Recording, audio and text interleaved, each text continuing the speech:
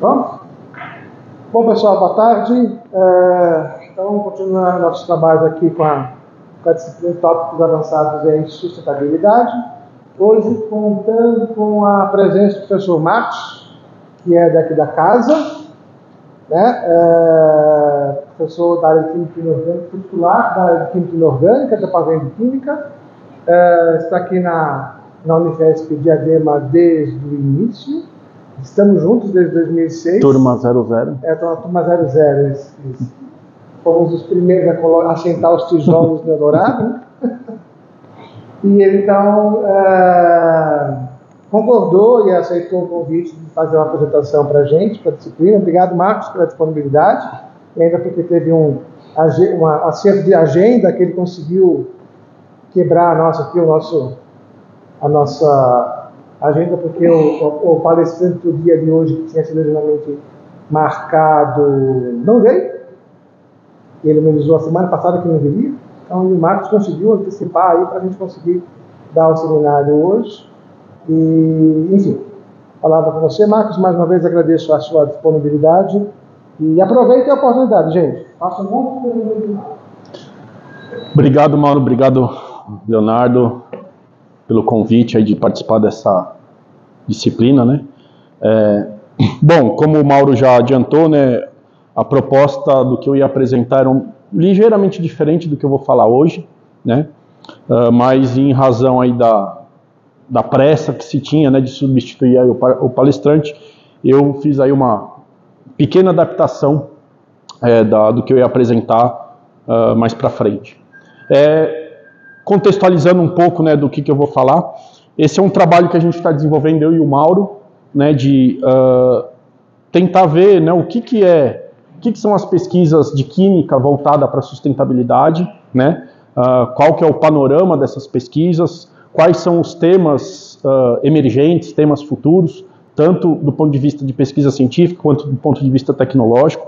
Então esse é um trabalho aí que nós dois aí estamos desenvolvendo aí, que leva bastante tempo, né? É bastante trabalhoso, tem bastante detalhes, né, nesse desenvolvimento, mas eu vou mostrar para vocês aqui um breve, né, relato do que vai ser esse trabalho futuro aí que a gente está fazendo.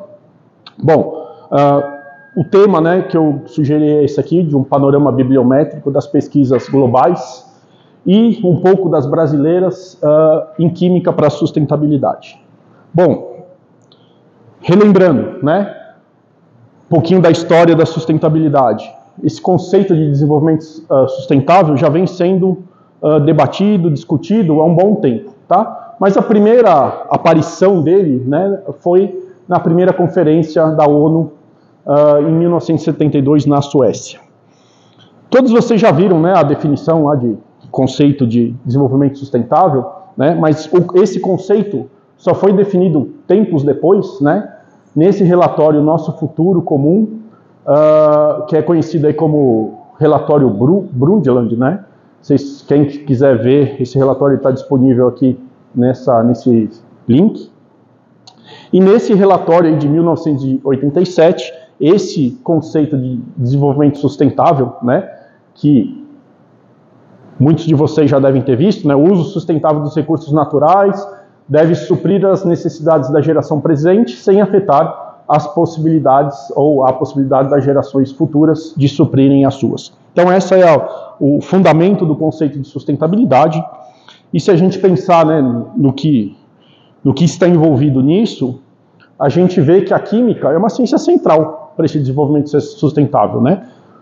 Óbvio que ela não é a única, mas é uma das ciências principais para gerar conhecimento e tecnologias para garantir esse desenvolvimento sustentável. Então, em função disso, a gente fez essa pergunta: qual que é o panorama das pesquisas na área de química voltadas ao desenvolvimento sustentável desde que esse conceito passou a existir? Obviamente, isso aqui é uma pergunta difícil de responder, né? Não é simples, tá? Há diferentes formas de eu responder isso, tá? Obviamente não é responder na forma de um achismo, é baseado em o que se tem de literatura da área de química também, a sustentabilidade não é só química, tem áreas humanas, tem várias outras áreas que estão envolvidas. Aqui nossa condição aqui de análise é só das pesquisas na área de química, tá? Então, a química não é única, deixar claro, a gente tem contribuição de diversas áreas.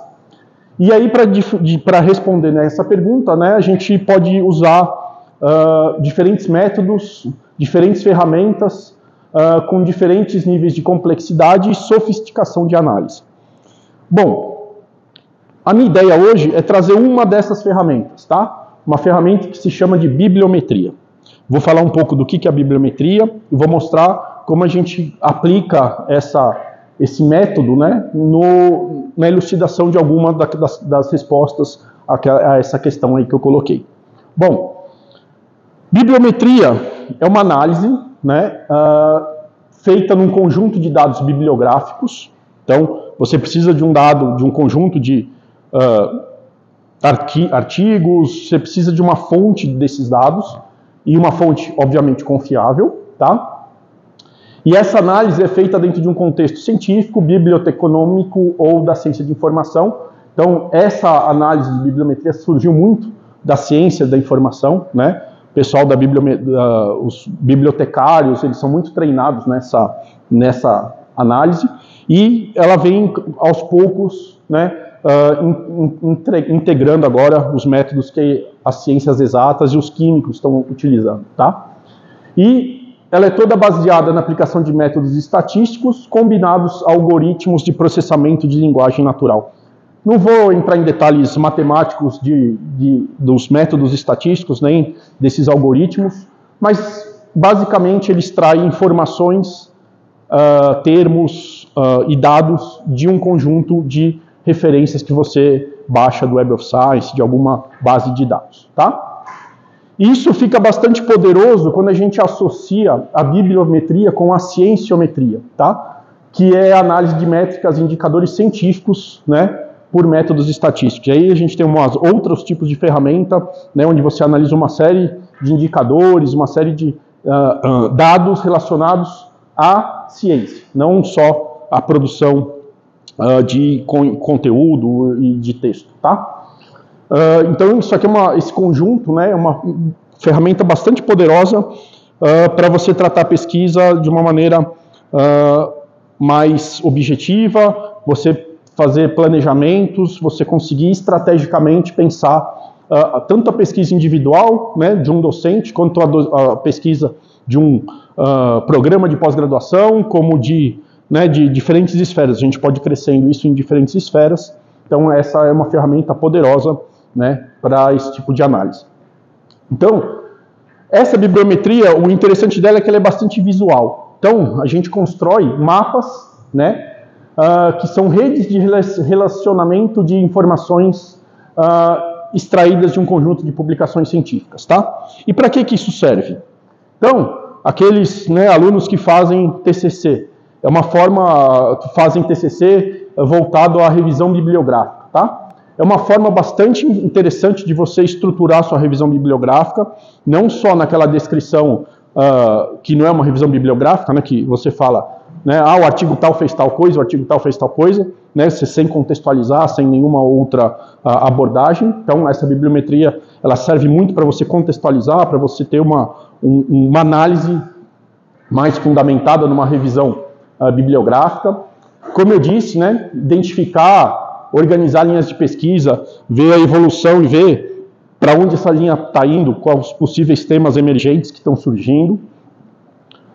E também, né, quando a gente junta aí com a cienciometria, avaliar a produção científica, né, de um determinado tema, pesquisador, grupo de pesquisa, instituição, país. Você pode ir, né, aumentando essa fronteira para diferentes tamanhos, tá? Então, como eu disse, é um método bastante visual. A gente cria redes, mapas, né, bastante interessantes, às vezes, né, da gente enxergar. Então, falando um pouco do fundamento, né, como que a gente... um pouco da teoria da bibliometria. Então, esses mapas, eles são uma rede de relacionamento entre termos, tá? Entre alguma coisa, tá?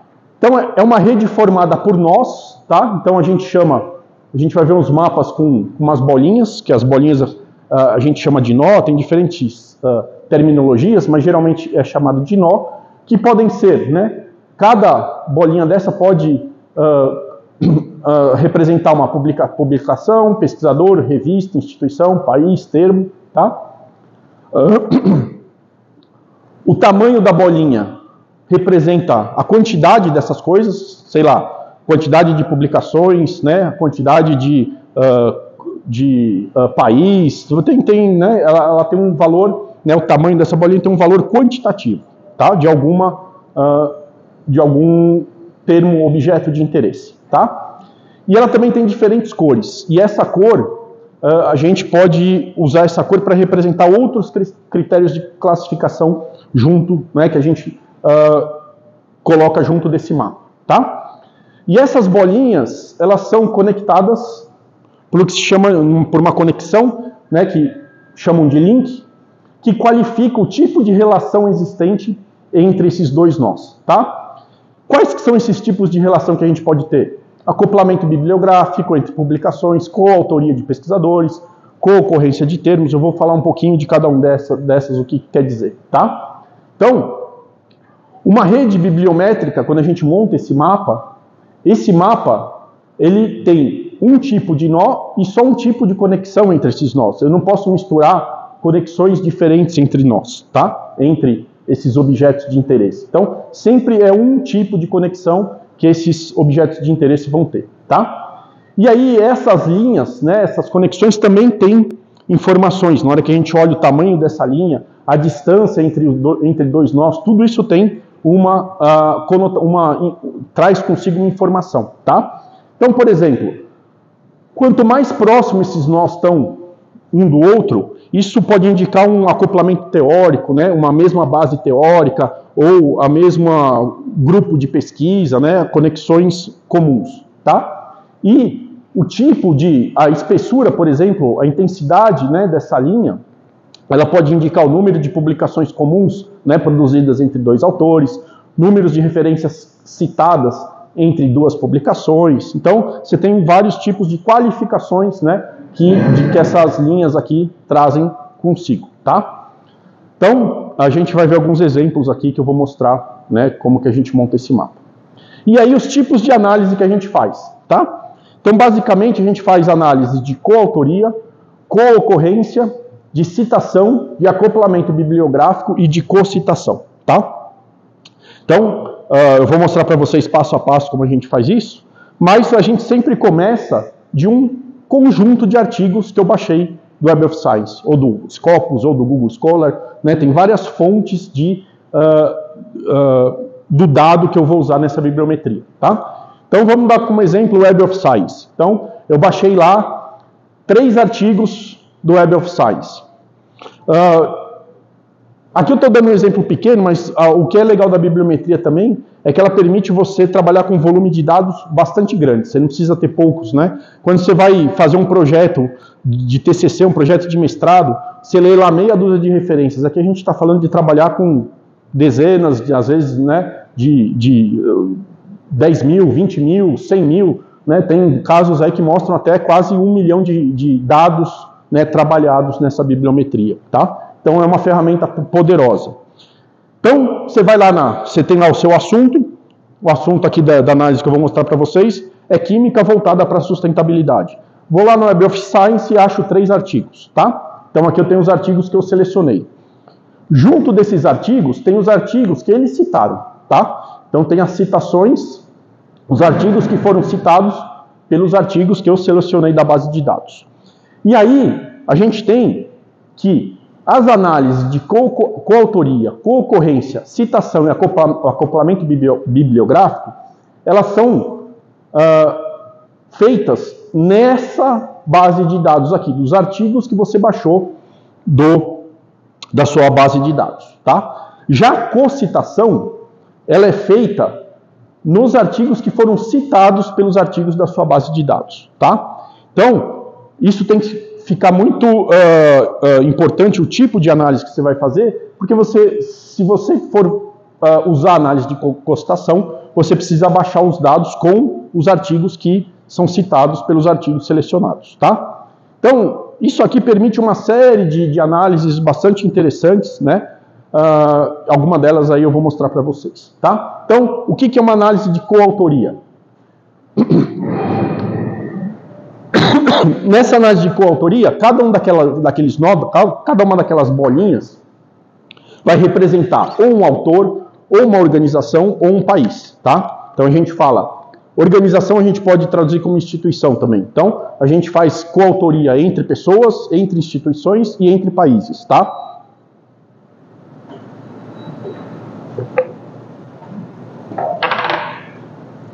E a conexão, né, que vai conectar um nó ao outro, o que a gente pode ter, né? A gente pode ter o número de artigos que foram produzidos em coautoria, né? Quanto mais intensa for essa conexão, mais próximo esses nós vão estar, tá? Então, como um exemplo disso, tá? Para que a gente faz uma análise de coautoria? Para identificar redes de pesquisa, de colaborações, a gente pode usar isso, a coautoria, para esse tipo de informação. Então, só para exemplificar como a gente monta um mapa, tá? Aqui eu tenho 3 artigos, o artigo 1, o artigo 2 e o artigo 3, tá? Os autores aqui, desse artigo 1, é o autor A1, o A2 e o A3. O artigo 2 tem como autores o A1, o A2 e o A4. Aqui ó, o A1 e o A2 repetem, o A4 já é um outro autor. E assim por diante. E o artigo 3 só tem autoria do A1 e do A5, tá? Como é que eu monto uma rede de relação entre autores, baseado em coautoria, tá? Eu tenho lá os meus autores, então cada autor meu vai ser um nó, tá? Então o autor 1 é um nó, o autor 2 é outro nó, então cada um desses autores aqui é um daqueles nozinhos. E como esses nós estão interrelacionados? O A1, com esse artigo 1, está interrelacionado com o autor 2 e com o autor 3. Com esse... Referente a esse artigo 2, o A1 está conectado com o autor 2, já é a segunda conexão com o autor 2, ou seja, aqui já tem uma linha mais grossa do que das outras, esse autor 2 está mais próximo desse autor 1, tá?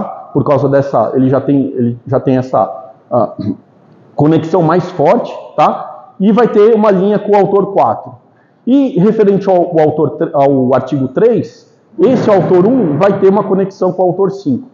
O autor 5 não vai ter conexão com mais ninguém, só com o autor 1, tá? Então, a gente criou esse mapa de bibliométrico, tá? Então, a gente vê, né, uma conexão do autor 1 com cada autor e uma conexão mais espessa, assim, mais grossa, né, mostrando uma força maior da conexão do autor 1 com o autor 2. Por quê? Porque eles tiveram a coautoria de 2 artigos, tá? E qualquer uma das outras formas de eu montar essas redes bibliométricas vai usar esse mesmo conceito, tá? O método é o mesmo, tá? Vai mudar quem que são os nós e vai mudar os tipos de conexão, mas a forma que a gente vai montar essas redes é igual, tá?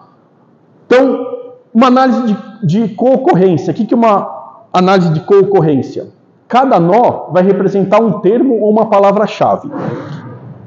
Da onde que sai o termo, da onde que sai a palavra-chave? Quando a gente publica um artigo, a gente coloca as palavras-chave desse artigo, tá? Cada revista pede 5, 3, 2 palavras-chave, tá? Além disso, a própria revista tem um algoritmo que classifica aquele artigo dentro de um contexto, né, das publicações dela. Então, ainda a revista cria palavras-chave, tá? Então, você tem palavras-chave do autor, palavras-chave criadas pelo algoritmo da revista, tá? Você pode usar nessa análise tanto a palavra-chave do autor, quanto da revista, quanto as duas combinadas. Você pode juntar essas duas análises, tá? Já um termo, ele é extraído daquele conjunto de referência, geralmente do título e do abstract. Então, na hora que você baixa aquele conjunto de dados e carrega no programa que a gente vai ver, quando você faz uma análise de concorrência de termos, ele vai lá no título de todas as publicações e vai lá nos abstracts, né, nos resumos de todas as publicações, e vai lá e seleciona palavras-chave, tá? Palavras-chave que tem uma certa importância, que tem certa relevância, tá? Tem todo um método estatístico para determinar como essas palavras-chave são determinadas. Isso é feito por aquele algoritmo de processamento de linguagem natural, tá? Nesse programa que eu vou mostrar para vocês, só faz em inglês, mas já tem disponível algoritmos que trabalham com outras línguas, tá? Então, para o que eu vou mostrar para vocês, só vale artigos em inglês, só vale textos da língua inglesa. E aí, a partir desse algoritmo, ele vai extrair termos que são relevantes para montar esse mapa, tá? Então, termos comuns, eles têm pouca relevância. E esse algoritmo acaba sendo bastante, né, inteligente em destacar termos que são interessantes do ponto de vista científico, tá? Então, termos de pouca ou de muita incidência, quanto maior a incidência do termo, ele costuma ter menos relevância. Tem toda uma série de leis aí, estatísticas que mostram relevância e tal, e o algoritmo embutiu tudo isso no próprio programa, tá? E aí, uma vez que você tem os nós definidos, se vão ser termos ou palavras-chave, a gente nunca pode combinar os dois, lembra que cada nó diz respeito a um tipo, né, de objeto. A conexão que a gente faz entre esses nós representa a frequência no qual esses termos ou palavras-chave ocorreram conjuntamente todos aqueles conjunto de documentos que eu selecionei, né, na minha base de dados, tá? E que isso é interessante, tá? Quando a gente cria um mapa desse tipo, a gente começa a ver conexões semânticas e temáticas entre conceitos. Então começa a aparecer conceitos, né, como a gente vai ver alguns mapas desses, começa a aparecer conceitos dentro desses termos, desse mapa, né, e orbitando esses conceitos principais, você começa a ver, né, correlações, né, temáticas, teóricas, né, com esses conceitos. E isso também permite a gente fazer uma análise, talvez, do futuro, né, para onde está caminhando a pesquisa nesse tema, tá? Porque aí a gente pode identificar tendências, né, temas emergentes, porque a gente pode classificar esses nós com base em temporalidade, em quantidade de citações. Então a gente pode classificar esses nós, né, com as cores, que nem eu comentei anteriormente, né, que você dá um contexto para esses nós, tá? E a gente consegue claramente visualizar conhecimentos, né, relacionados na forma de agrupamentos. Esses agrupamentos são chamados de clusters, né? Então a gente vai ver exemplo, né, de mapa bibliométrico, tá? De co-ocorrência, tá? Na análise de citação, como o próprio nome diz, né, a gente vai ter um nó representando um autor, um artigo, ou uma revista, uma instituição ou um país, tá? Ou você cita um autor, ou você cita um artigo, ou você cita uma revista, ou você cita, né, uma instituição ou um país, tá? E a conexão, né, o que liga um nó ao outro, é a frequência que um autor cita o outro, ou um artigo cita o outro, tá? Então, é a frequência, né, como eles estão relacionados um nó ao outro, tá? O que a gente consegue com uma análise de citação? Identificar autores influentes, identificar impacto e relevância de artigo, revista, instituição, país, tá? Também ajuda a identificar temas emergentes e como que a pesquisa correu através do tempo. Então a gente consegue fazer algumas correlações temporais, tanto do passado como está indo para o futuro, tá? E aí a gente parte para essas últimas duas tipos de análise, que elas são um pouco mais chatinhas de entender, tá? O acoplamento bibliográfico e cocitação. Muitas vezes existe uma mistura entre esses dois tipos de análise, tá? Então, eu vou mostrar elas primeiro comparando uma com a outra e depois eu vou individualizá-las, tá? Então, primeira coisa, né, o acoplamento bibliográfico e a cocitação com base, né, a conexão entre eles. O acoplamento bibliográfico ele vai conectar artigos que compartilham as mesmas referências, tá? É uma relação citante-citante. E a análise de cocitação conecta artigos que são citados juntos em outros trabalhos. É a relação citado-citado. Lembra que eu mostrei aquela figurinha? A análise de cocitação você faz naquele conjunto de referências que foram citadas pela sua seleção, tá? E o acoplamento bibliográfico você faz naquele conjunto que você baixou, né? Que você fez a busca direta no Web of Science, a busca semântica no Web of Science, tá? Então, seu conjunto de dados para análise são diferentes, tá? No acoplamento bibliográfico e na cocitação. existe uma diferença na questão da temporalidade do acoplamento bibliográfico e da cocitação. Tá? O acoplamento bibliográfico é retrospectivo, tá? Porque ele sempre vai analisar aquele conjunto de dados que já tem as referências existentes. Tá? Já uma cocitação, ela tem um caráter prospectivo também. Tá? Porque, com o passar dos tempos, novas citações podem ser feitas, né, naquele conjunto. Novos artigos podem entrar naqueles conjuntos de citação. Tá? Então, a temporalidade do acoplamento bibliográfico e da cocitação são diferentes. Tá? O acoplamento bibliográfico é retrospectivo. Tá? A cocitação também tem uma componente retrospectiva, mas ela pode ser usada também para alguma previsão futura. Tá? E também há diferenças no tipo de aplicação que a gente quer de resposta, né? A resposta que a gente quer dessa análise. O acoplamento bibliográfico vai identificar proximidades teóricas, metodológicas entre autores, documentos, instituições, países, assim por diante, tá? E a cocitação, ela vai mapear a relevância e a associação temática de documentos frequentemente citados juntos. Então, por exemplo, dá um exemplo prático aqui. Se eu quiser saber as referências que eu não posso deixar de ler na área de química voltada para a sustentabilidade, eu vou ter que pegar todas as referências, eu vou pegar, né, aí eu tenho que fazer uma análise, eu vou mostrar para vocês, né, das referências cocitadas que receberam o maior número de cocitações. Essas referências, elas têm, né, elas são como vários artigos citaram essas referências elas têm, né, uma fundamentação teórica talvez importante, né, que não pode deixar de ser lido, tá? Então, é uma informação importante para aqueles que estão começando numa linha de pesquisa, estão analisando uma área. Você chega lá e baixa, vai lá no Web of Science, tem 5.000 artigos. Aí você fala, não tem como eu ler 5.000 artigos. Mas com essa análise você consegue começar a enxergar os principais. Selecionar quais que são os principais, aqueles que você não pode deixar de ler, que são a base teórica daquilo que está sendo feito. Tá?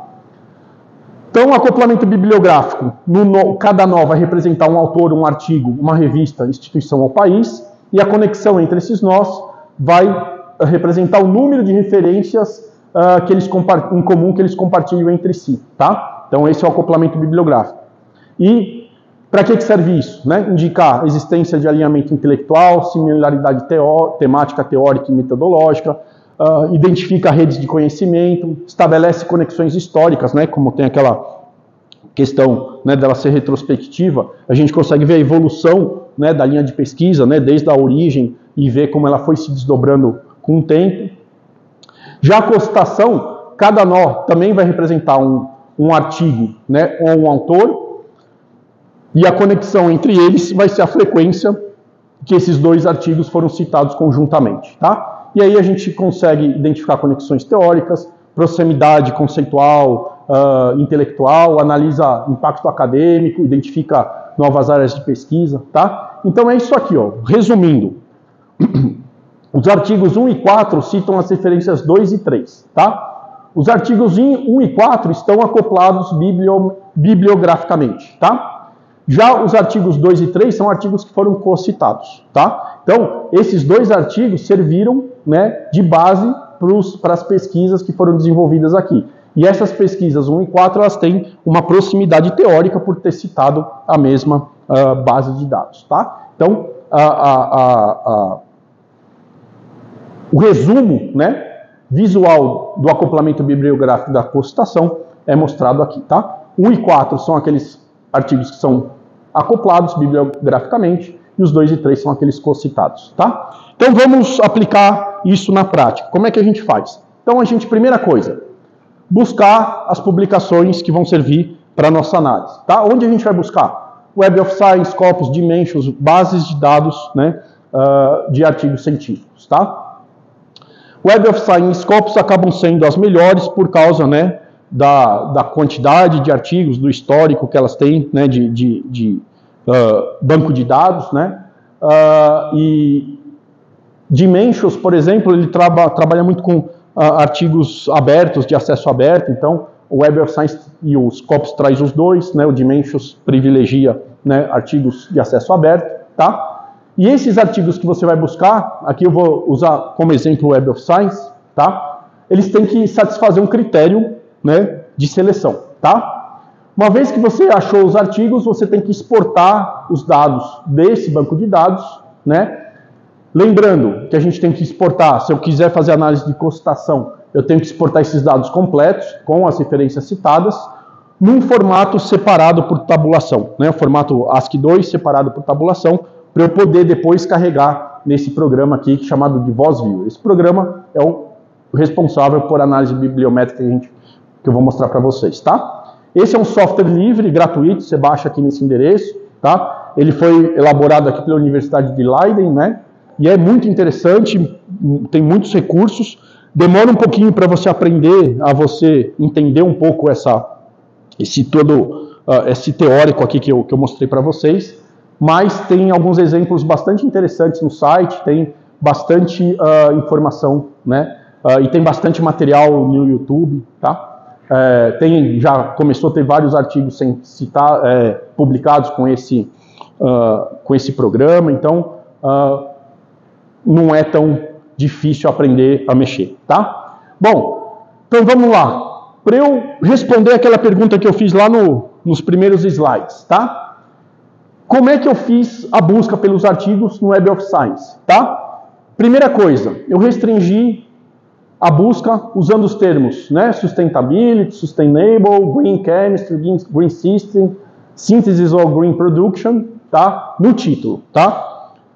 As razões por eu ter usado o título, depois, né, dá pra gente discutir um monte de coisa, porque eu usei título, não usei abstract, não usei, né, tem várias formas de você fazer essa busca no Web of Science, tá? A ideia era que eu trouxesse um conjunto de dados representativo de artigos voltado ao tema. E quando você pensa nisso, geralmente esses termos estão no título do artigo, tá? Não é uma análise, é uma análise objetiva, não uma análise semântica, né? Outra coisa, os artigos têm que estar em inglês, tá? E quando você faz essa busca no Web of Science, sai artigos de revisão, proceedings, sai uma série de tipos de artigos. Eu restringi apenas aos artigos. Tirei artigo de revisão e todos eles que são em inglês. E específico da área de química. Lembra que eu quero responder uma pergunta da área de química, tá? A gente fez, né, fizemos várias tentativas com diferentes parâmetros aqui, né, e esse acabou sendo o que mais efetivo para o que a gente queria. E, obviamente, eu quero uma resposta, né, desde quando o conceito de desenvolvimento sustentável foi publicado naquele relatório da ONU de 1987, até o final do ano, até o ano final, 31 de dezembro do ano passado, né, que eu fechei um ano completo, tá? E hoje em dia você tem que tomar cuidado com artigos que tenham problemas editoriais, como retratação, como falsidade, então você também tem que tomar cuidado com isso. Então, minha pesquisa no Web of Science tinha que contemplar tudo isso. Como é que isso foi contemplado?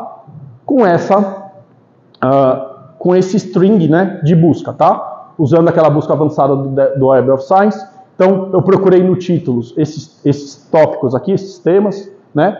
Sustain aqui com o asterisco, pega sustainability, sustainable, pega vários tipos, né, de diferenciações aqui dessa palavra.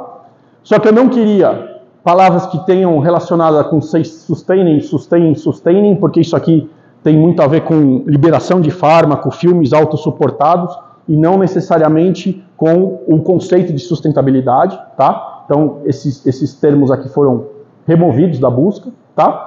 Só artigos, não quero capítulo de livro, proceeding, review, só em inglês, tá? Só da área de química e que foram publicados desde o dia da publicação do relatório até o final do ano, que não sofreram retratação, né, expressão de preocupação e alguma coisa que tenha problemas editoriais, tá?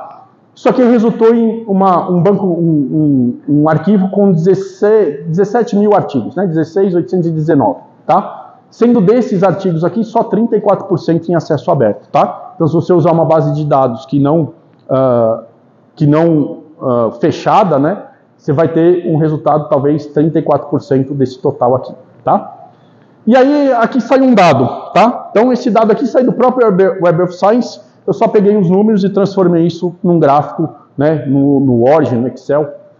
dá para ver, ó, que desde 87, ó, a quantidade de publicações, né, usando aqueles critérios foram muito pequenos, tá vendo? Ó? Se a gente observar aqui, ó, esses números aqui que estão em cima da barra é a porcentagem do todo, tá? Se a gente observar, ó, 76% dos artigos de química voltados para a sustentabilidade foram publicados na última década, sendo mais de 50% nos últimos 5 anos, tá? Ou seja, a química demorou para usar esse conceito, né, nas pesquisas. Se a gente pega artigos da área de humanas, eu fiz uma breve brincadeira, os caras já de 89, 88, você consegue já ver artigos discutindo aquele tema. Ó. Você vê que aqui, ó, levou 10 anos para você ter um artigo aqui publicado, tá? Então, a área da química demorou, né, para responder, né, aquela tema de sustentabilidade, outras áreas foram muito mais rápidas, tá? Mas isso aqui não é só como a título de curiosidade. Bom, aí o que eu fiz? Eu peguei esses 16 mil artigos aqui e analisei as palavras-chave desses artigos, tá? E fiz esse mapa aqui, ó, tá? Esse mapa aqui é um mapa bibliométrico das 1000 palavras-chave mais relevantes, tá? Que ocorreram nos artigos, naqueles 16 mil artigos lá selecionados, tá? Então, ó, a gente vê aqui algumas características interessantes. Quanto maior a bolinha, mais ocorrências a palavra-chave teve. Então, ó, se a gente olhar aqui, ó, essa bolinha de Green Synthesis é bastante grande, a Green Chemistry aqui, ó, é bastante grande, a Sustainability aqui, ó, bem grande, Sustainable. Então você vê palavras que ocorrem frequentemente, tá? As cores, o programa ele tenta agrupar, né, essas palavras-chave em agrupamentos temáticos, tá? Nesse caso aqui dessa análise, esses agrupamentos não foram muito bem definidos. As fronteiras entre um agrupamento temático e outro não foi muito bem definida. Com exceção desse agrupamento aqui, ó. Esse agrupamento, se vocês observarem as palavras que estão aqui, ó, Education, Laboratory Instruction, são temas, são áreas voltadas à educação, tá? Voltadas à educação. Então você tem aqui um agrupamento bem definido. Já os outros, você tem uma certa complementariedade, você não vê uma fronteira muito bem definida, tá? Mas você pode ver que quando fala de síntese verde, fala muito de nanopartícula, né? A nanotecnologia está bastante presente aqui dentro dessa área aqui, tá? Fala de parte de catálise, tá? Aqui quando fala de química verde, ó, que é a bolinha maior, você fala muito de solventes alternativos, de sínteses com menos etapas, então você começa a enxergar alguns temas, né, principais aqui voltados, mais correlacionados com química verde, tá? E aqui, quando se fala, né, do sustainable, quando se fala do conceito, tem muita coisa, né, de energia, de conversão de biomassa, de produção de biocombustível, tá? Então, esse aqui é uma análise global daqueles conjuntos, né, de palavras-chave, tá? O que é importante para a gente numa análise dessa? Tem palavras que sozinha não dizem muita coisa, tá? Por exemplo, efficient, tá? Eficiente. Essa palavra sozinha aqui não diz nada, tá? Então, essa palavra aqui não é um conceito, não é uma propriedade, não é um processo. Então, o algoritmo, ele identificou essa palavra, mas ela, aqui no meio ela deve estar como catalisador eficiente, alguma coisa eficiente, tá? Então, a gente tem que ir atrás de palavras relacionadas a conceitos, a propriedades, a processos, aplicações, materiais ou compostos, tá? Então, a gente vê aqui, né, sei lá, celulose, a gente vê aqui, né, alguns materiais nanopartícula de prata, ó, tá? Então, a gente tem que focar a nossa análise nessas palavras aqui que dizem alguma coisa. E aí dá para esmiuçar essa análise, dá para separar cluster, dá para fazer um monte de coisa, tá? Mas eu vou mostrar, por exemplo, como é que esse mesmo mapa, agora ao invés de ser classificado em forma de agrupamentos, as cores que aparecem nas bolinhas dizem respeito ao ano médio das publicações, tá? Então, a gente tem as mesmas palavras, a mesma concorrência das 1000 palavras-chave, mas agora a gente vê uma questão, né, uma classificação temporal delas. E aí a gente vê, as que estão mais em azul, roxinho, são artigos mais antigos. Os mais novos, ó, estão usando, né, essas palavras-chave aqui elas ocorrem mais frequentemente nos artigos mais novos, tá? Então aqui já dá uma ideia da gente prospectar linhas de pesquisa, tendências, né, que possam serem interessantes para o futuro, né? Temas de pesquisa interessantes, tá? Então, né, obviamente que aqui tem 1000 palavras-chave, né? A gente pode depois, né, melhorar, mas a ideia não é fazer uma análise assim tão aprofundada, mas mostrar, né, como que a gente pode tirar as informações. Então, isso aqui mostra análise temporal, tá? Então, às vezes aparece uma bolinha pequenininha aqui, ó, 2024, né? Ou seja, é um conceito, é uma aplicação, às vezes é uma aplicação. Então, aquilo já chama atenção. Fala, opa, aqui pode ser um tema emergente para a aplicação de algum composto, de alguma coisa, tá? Então, precisa fazer uma análise mais criteriosa, mais cuidadosa nesse conjunto todo aqui, tá? Aquilo que eu falei, ó, tá vendo? A palavra chemistry aparece sozinha. Ela apareceu sozinha mas ela está próxima ao green chemistry. Isso quer dizer que talvez o algoritmo separou essas duas palavras em termos de importância, tá? Depois tem como juntar elas, tem como corrigir, tem um dicionário que você pode fazer e fazer uma boa limpeza aqui dessas palavras-chave e deixar esse mapa mais bonitinho. Mas como eu tive que antecipar minha apresentação, não deu tempo, né, de fazer essa brincadeira, eu estou apresentando mais os dados brutos, tá? Da mesma forma, você pode fazer esse mapa com as cores que indicam a citação normalizada, né, a média de citações normalizadas. Então, você pega a síntese aqui, ó, que nem a biossíntese, tá? Um tema publica citações acima, né, da média. A média seria 1, né? O todo, né, a normalização 1 seria o normal. Abaixo de 1 recebe citações abaixo da média e acima de 1, né, são áreas que têm bastante citação. Para que serve essa informação? Para você pensar estrategicamente sua pesquisa. O tipo de palavra-chave que você vai usar, né, você tem como pensar, né, como chamar a atenção da sua da sua publicação usando palavras-chave, né, que são quentes no momento, por exemplo, tá? Esse é um exemplo. Aí esse dado também sai do Web of Science. Então isso é para comparar, por exemplo, quem faz revisão bibliográfica normal e quem faz uma revisão bibliográfica como se deve, tá? Então, por exemplo, esse dado aqui, ó, sai do Web of Science, tá? 20 países com maior número de artigos publicados. Você tem lá China, Índia, Estados Unidos, aí aparecem uns países que você nem imagina que apareceria, ó. Irã, Arábia Saudita, tá?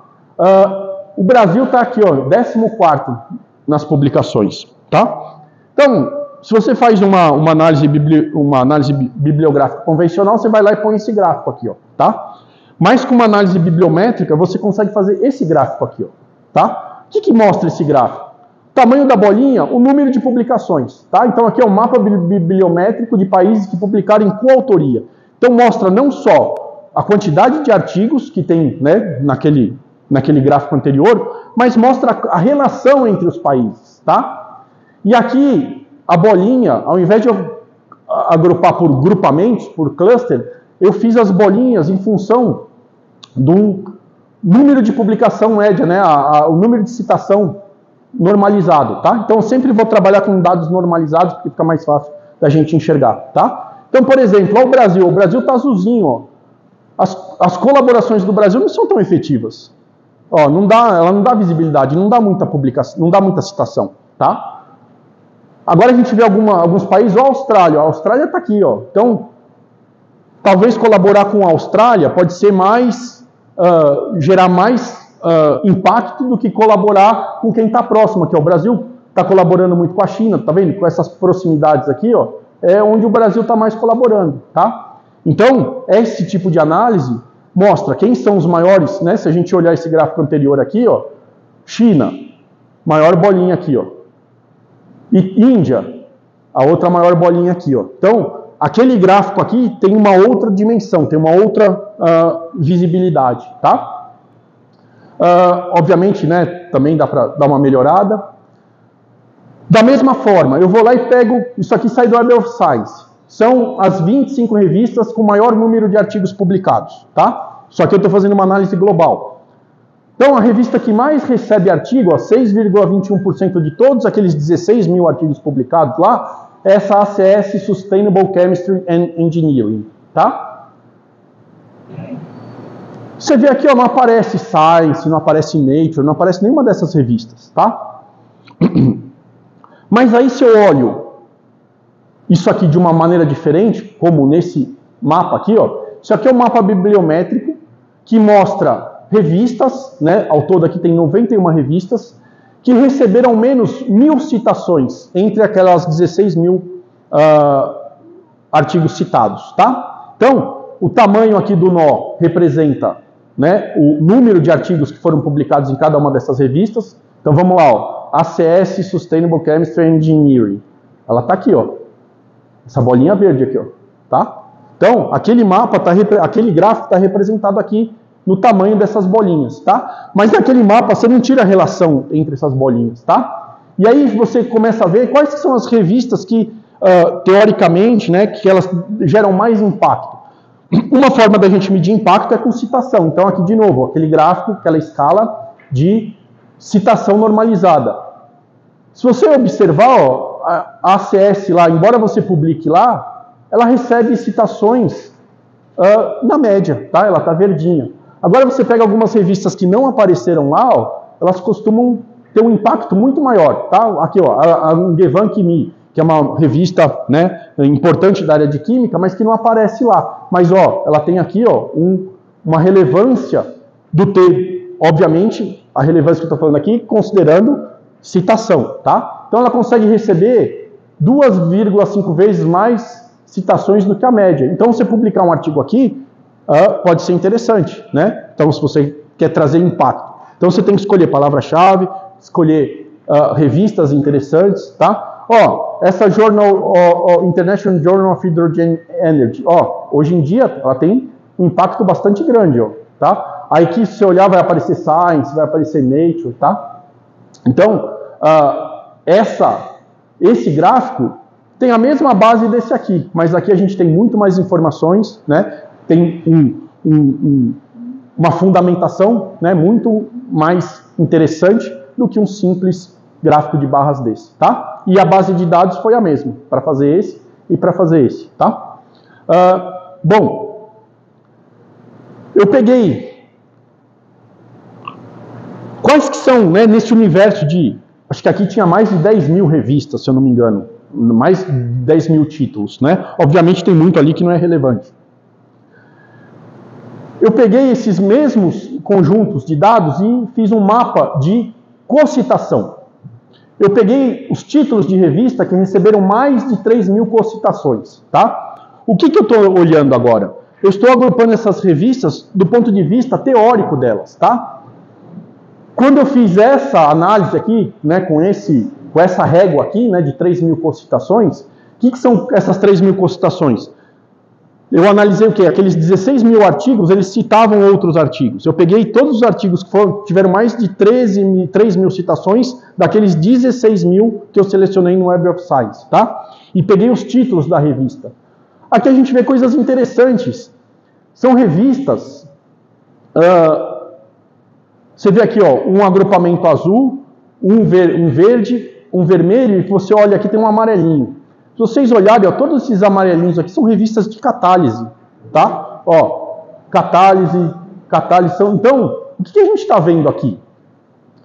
A cor aqui indica similaridade temática dessas revistas, tá? Então, por exemplo, se eu pegar esse conjunto de revistas aqui, eles têm uma similaridade temática no tipo de artigo que eles publicam, no escopo dos artigos que eles publicam, tá?